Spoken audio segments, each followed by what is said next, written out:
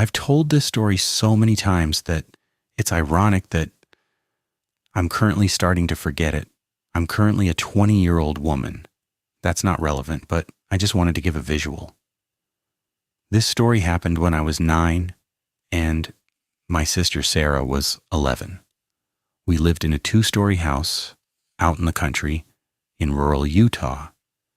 We had neighbors, but we were all spread apart a lot further than a neighborhood would be. The kind of place where the nearest house was still a decent walk away, and at night the darkness felt heavier than it does in a regular neighborhood. No street lights, no passing cars, just the sound of whatever was living out in those fields. Anyway, my sister and I had brought out blankets and pillows, and we were planning on sleeping outside in our backyard on our trampoline. It was one of those things we did pretty often during the summer. Just drag all our stuff out there and pretend we were camping. Mind you, we had a huge backyard since, as a reminder, we lived out in the country, a sort of middle of nowhere spot. So my sister and I were just looking at the stars, chatting, and one of our older brothers, Michael, I think he was around 21, was on the phone just standing a little bit away from the house. I could hear bits and pieces of his conversation, nothing important, just him pacing around and talking to whoever was on the other end. Then suddenly my sister and I heard this strange sounding meow. It sounded like a meow, but it almost sounded wrong in a way, like something was trying to make the sound but didn't quite know how to. We stopped what we were talking about and listened for another meow. Then we heard it again. It wasn't even doing the proper meow sound. It was more like a ma-oh. It's hard to explain with words. The vowels were stretched out weirdly and the tone was off, almost like someone doing a bad impression of a cat. So my sister and I decided to imitate the sound to try to bring the cat to us. We thought maybe it was a stray or a neighbor's cat that had wandered onto our property. We could hear it getting closer, and we decided to stop once it sounded like it was close enough, as in like 6 yardsticks away. We let the meowing get further away and then restarted the process of meowing to bring it closer. After a second time of stopping and waiting for it to get further away again, we decided to just get off the trampoline and go find the cat ourselves. At the time, we didn't think anything was weird about it, and we were just 2 kids who wanted to pet a cat. Just to give you a visual, in our backyard we have a small game room building and just random junk lying around. So we had to walk past that building and go further into our backyard. I actually don't remember if we had a flashlight or if the moon was just bright enough for us to see. That part of the memory is fuzzy to me now. But I do remember being able to see where we were going. So it must have been one or the other. So we get past the game room building, and there's a large patch of hay weeds, the kind of tall, dry weeds that come up to your waist when you're a kid. We started meowing to hopefully find the cat, but instead of hearing the weird meow in response, we heard the creepiest sounding clownish laugh ever. It didn't sound like any of our siblings or our neighbors. It was this high-pitched, almost cartoonish laugh, but it was wrong in the same way the meow was wrong. My sister and I screamed and immediately bolted back to our house. I don't think I've ever run that fast in my life before or since. We didn't even look back. We just ran. Michael was still standing outside on the phone, and we ran up to him and told him what we heard. He brushed it off and said it was probably one of our siblings pranking us. We denied that and said it didn't sound like any of our siblings, and our neighbors were just cranky old people, so it definitely wasn't them. Not to mention, it's been years since that story, and if it were one of our siblings, they definitely would have come forward by now. Our family isn't the type to hold on to a prank like that for over a decade without bragging about it. It wasn't our neighbors either, because they were just an old cranky couple who barely came outside during the day, let alone wandered onto our property at night to mess with two little kids. We decided to go inside and go up to an upstairs room and watch out a window for anything. I started meowing out the window to see if the cat still responded back, but we didn't hear anything after that. Whatever it was done with us. Or it knew we were safe inside. We stayed up at that window for a while, just watching, but nothing ever moved out there.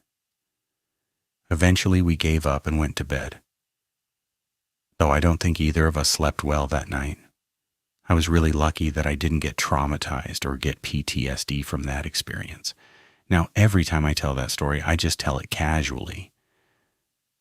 It's become more of a campfire story than an actual memory that haunts me. And all the future times of any of us going out to that area at night, we never heard anything like that again. Whatever it was, it seemed to be a one-time thing. I used to be really religious as a kid, so at the time I had said to my sister, I think we just heard a demon. And as I grew older, I still didn't have a proper explanation. For years, it just sat in the back of my mind as this weird, unexplained thing. But when I heard what skinwalkers were when I was maybe 15 and 10, that's when I realized that we definitely could have just had an encounter with a skinwalker. The whole imitating animal sounds thing, the laugh, the way it seemed to be drawing us toward it, it all lined up. Especially since we lived in the state of Utah, which is where Skinwalker Ranch is located. I know some of y'all will say that it was probably just a random person who found our place and pranked us. Then how did we not hear footsteps crunching in the leaves when the mawing was getting closer?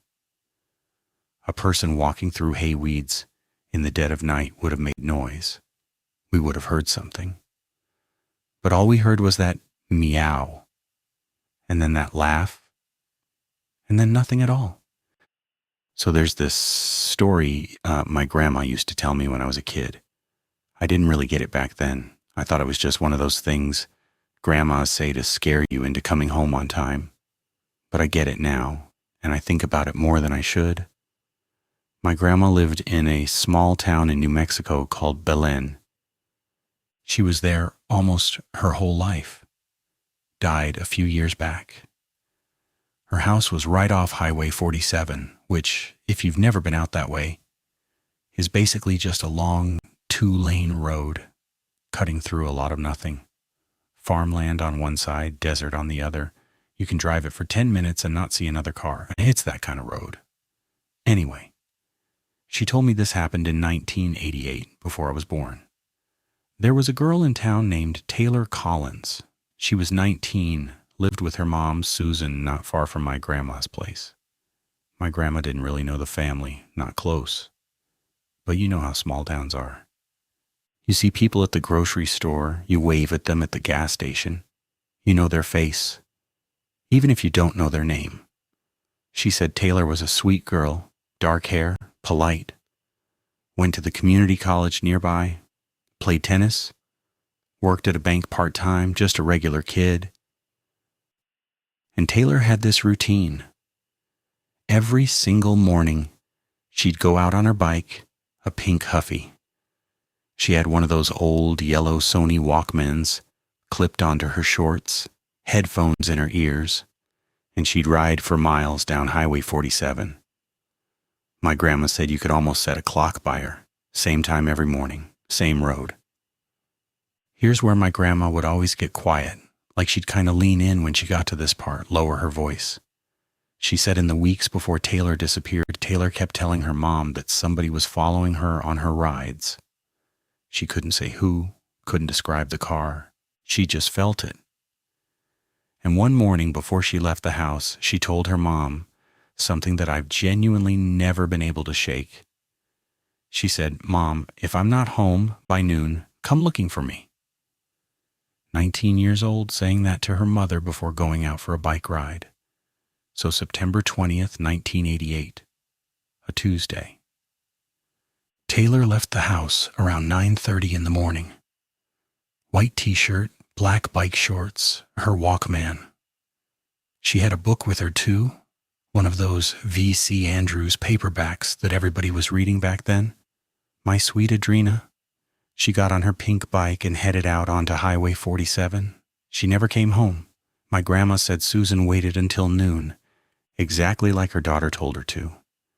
And when Taylor didn't show up, she got in her car and drove up and down that highway looking for her. Nothing. She went back home and called the sheriff. By the afternoon, the whole town was out there. Sheriff's deputies, volunteer searchers, guys on horseback, tracking dogs, and helicopters in the sky. My grandma said one of her neighbors went out with the search party that day, and when he came home that night, he sat down at his kitchen table and just wouldn't eat. Didn't say anything, just sat there. They didn't find Taylor. What they did find were pieces of her Walkman, scattered on the side of the road about 19 miles south of where she'd started. The player was cracked. The headphones were broken. That was it. No bike, no blood, nobody. Just those busted up pieces of a Walkman lying in the dirt on the shoulder of Highway 47. And then people started coming forward. Drivers who'd been on that road that morning. A few of them said they'd seen a light-colored pickup truck following real close behind a girl on a bike. One person said they heard a sound like metal hitting metal and then saw a pickup take off down the road fast. The cops figured somebody in that truck hit her. Maybe it was an accident, maybe it wasn't. Either way, they thought whoever was in that truck took her with them to cover up what they'd done. That alone is a horrible story. But my grandma said it didn't end there. It actually got weirder. A few months later, there's a woman almost 2,000 miles away in Panama City of Florida. She's pulling out of a convenience store parking lot, and she sees a white cargo van pulling out at the same time. And she notices something falls out of the van onto the pavement. So she stops her car, gets out, and picks it up. It was a Polaroid, one of those old instant pictures. And the picture showed a young woman and a little boy. They were lying down next to each other in what looked like the back of a van. Both of them had duct tape over their mouths. Their hands were tied. And right next to the young woman's head in the picture was a paperback book, My Sweet Adrena. The woman who found it took it straight to the police. It eventually got to the FBI, and they showed it to Susan, Taylor's mom. Susan took one look and said, "That's my daughter." There was a scar on the young woman's leg in the Polaroid. Taylor had a scar in that same spot from a car accident she'd been in years before. Investigators at the FBI forensics lab in Virginia looked at the photo and said, "Yeah, that's her, that's Taylor." But scientists at Los Alamos National Lab said they weren't sure, and the FBI never officially said one way or the other. And the little boy in the picture, nobody ever figured out who he was. My grandma used to say that was the part that kept her up at night. Some little kid tied up next to Taylor in the back of a van, and nobody ever claimed him. No missing persons report ever lined up. My grandma said there were other photos that showed up over the years too, one at a store in California, one stuck inside a book in San Francisco of all places. But none of them were ever confirmed. Most of them were probably nothing. But she said people kept finding things, like somebody out there wanted people to keep wondering. Eventually the case went cold, but Susan, Taylor's mom, never stopped. My grandma said she'd see Susan on TV, America's Most Wanted Unsolved Mysteries. Susan did interviews for almost 30 years. She said more than once that she thought she knew who took her daughter, but the police never had enough to arrest anybody for it. Susan died in 2018. She never got an answer. In 2013, the sheriff at the time actually came out and said publicly that he believed he knew who did it. He said it was two local men, said they'd been following Taylor that morning, hit her with their truck, and then got rid of her when they realized what they'd done. He wouldn't say their names because the DA said there wasn't enough evidence to take it to court. One of those two men has died since. The other, last anybody checked, is still out there, still alive, still walking around that town. And my grandma always said that was the worst part of the whole thing. Not that it happened, because she'd say bad things happen everywhere. The worst part was that somebody in that town knew. Somebody's been sitting on it for almost 40 years, and they've never said a word. She told me this story one last time. The last time I saw her before she passed. She was in her kitchen. Same kitchen that neighbor had sat in back in 1988. The one who couldn't eat dinner after the search. She told me Taylor would be in her 50s now if she were still alive. The pink Huffy was never found. Her body was never found. All that's left are those pieces of a Walkman on the side of the highway and a Polaroid that nobody could ever prove was really her. And then she said the thing she always said at the end every time. She looked at me and said, "When you ride your bike, Joey, you come home before noon. You hear me? You come home before noon." And I always did. I still do. I work at a small print shop off Main Street in a suburban town in Illinois. On New Year's Eve last year, my boss asked me to stay late and finish a big order of calendars for a real estate company. He said I could leave whenever I wanted after midnight. I didn't have plans anyway. No party, no family stuff. Just me, Alex, a thermos of coffee, and the machine running in the background. I finished around 1:40 a.m. The streets were still loud when I locked up. Somebody was setting off bottle rockets in the parking lot behind the auto shop. I had about a 20-minute walk home. I do it every night. I know every crack in the sidewalk, every stop sign, every stray cat that hangs out behind the pizza place. The first 10 minutes were normal. A couple of cars passed me. A group of college kids on the other side of the street, yelling at each other. One of them trying to climb a bus stop bench. I nodded at the security guard outside the bank branch. He nodded back. Normal stuff. Then I noticed them. I was waiting for the light at the corner of Elm and 4th when I glanced back. 4 guys walking together, maybe 30 feet behind me. I wouldn't have thought anything about it. Lots of people were out. But something about them made me look twice. They weren't talking. That was the first thing. When guys walk in a group, late at night, they're usually loud, arguing, laughing at something on a phone. These 4 were just walking, all in a line. Quiet. I crossed the street and kept going. After a minute, I took out my phone and pretended to check something. I tilted it a little so I could see behind me in the screen reflection. They had crossed too, still there, still quiet. Okay, maybe they lived in my direction. That was possible. I told myself that. I took a right at the old laundromat. This is a shortcut I use. It's a narrower street. Cuts between 2 apartment buildings. Not as well lit, but it saves about 5 minutes. Usually there's an old guy who smokes on the stoop of the first building, but he must have gone to bed. I took about 20 steps down the street and looked back again. They had turned too. My hands got wet. I wiped them on my jeans. I kept walking at the same speed because I didn't want them to know I had noticed. That was the main thing on my mind. Don't let them know you know. I tried to think. 4 guys. I'm one guy. I had my wallet, my phone, maybe $40 in cash. If they wanted to rob me, fine, I would give it. I could give it, that's what I kept telling myself. Just give it and walk away. But something was off about the way they were moving. They weren't rushing to catch up. If you want to rob someone, you do it fast. You come up behind them, you grab them, you're done in 30 seconds.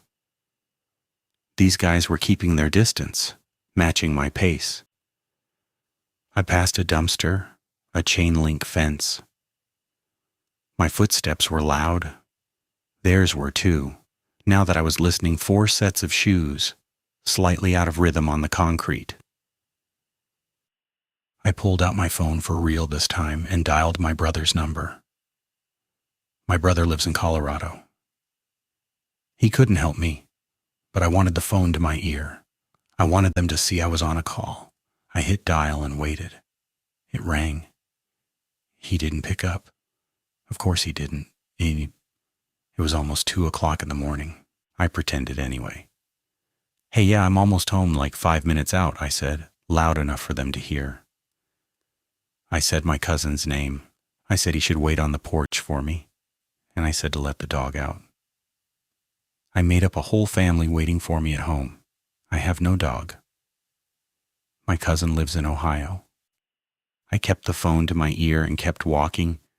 At the next corner, there's a 7-Eleven that stays open all night. I don't go there much because the coffee is bad, but I have been in a few times. I crossed the street and went straight in. The bell on the door jingled, and I almost jumped. The clerk was behind the counter, probably around 50, with glasses and a book open in front of him. He looked up when I came in. I went to the back like I was looking at the drinks. I grabbed a Gatorade I didn't want. I took my time walking up to the counter. I kept glancing out the window. The 4 guys had stopped. They were standing across the street under a street light, about 40 feet from the store, not looking at me directly, just standing there. One of them lit a cigarette. Another one was on his phone. They looked like 4 friends waiting for an Uber. I paid for the Gatorade. I asked the clerk if he knew what time it was. He told me. I asked him kind of quietly if the street I was about to go down was safe this time of night. He looked at me properly for the first time. Then he looked past me out the window at the 4 guys under the street light. He didn't say anything for a few seconds. Then he said, "Why don't you sit down for a minute?" He pointed at the little coffee counter by the window where there were 2 plastic chairs. I sat down. He didn't ask any questions. He just picked up his phone and made a call, talking low. I couldn't hear what he said.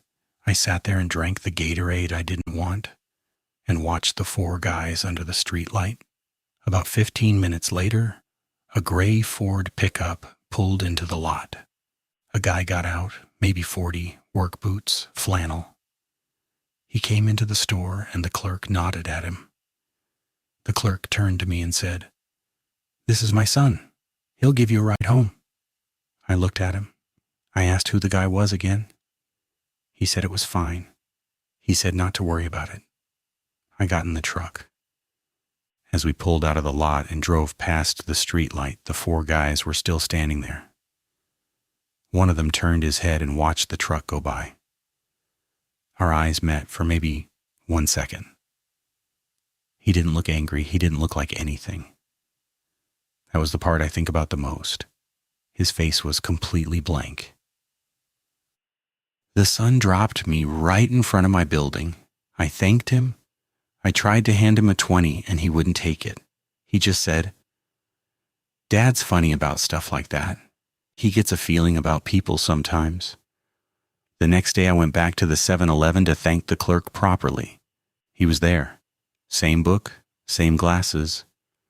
I asked him what he had seen, why he had made me sit down. He was quiet for a minute.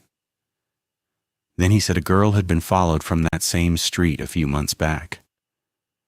College kid walking home. He said she had run into the store the same way I did. He said she made it home okay, and he said another girl a few weeks after that hadn't come in. They found her car still parked near the laundromat. 2 days later. I don't take that shortcut anymore. I take the longer way now, along the main road where there are streetlights, gas stations, and traffic. And that's where we'll end it for tonight. 3 stories, 3 people who felt something was wrong before they could explain why. If you have ever had a knot like that, where your body knew before your mind did, Don't ignore it. That feeling is older than you are. If this kept you company tonight, hit subscribe so the next one finds you. Tell me in the comments. Which story stayed with you? Lock your doors, check your back seat, and if something feels wrong tonight, trust it. I'll see you soon. By the way, hitting the subscribe button is a much safer shortcut than the one I took, and I promise I won't follow you home afterward. Well, unless you forget to like and share the video, then I might have to send a meowing Skinwalker your way just to remind you.